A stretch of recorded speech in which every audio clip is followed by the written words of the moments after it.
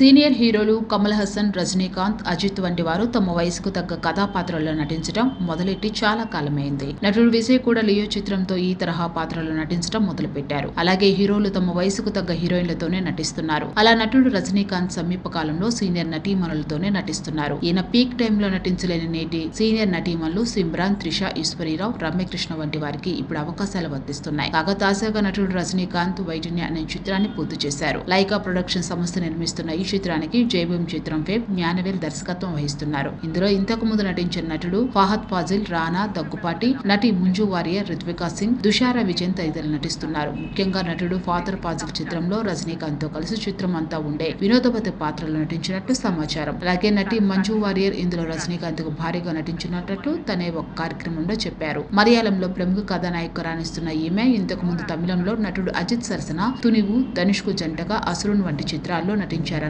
గమనార్హం. కాగా white lion చిత్రం త్వరలో తెరపైకి రావడానికి సిద్ధమవుతుంది.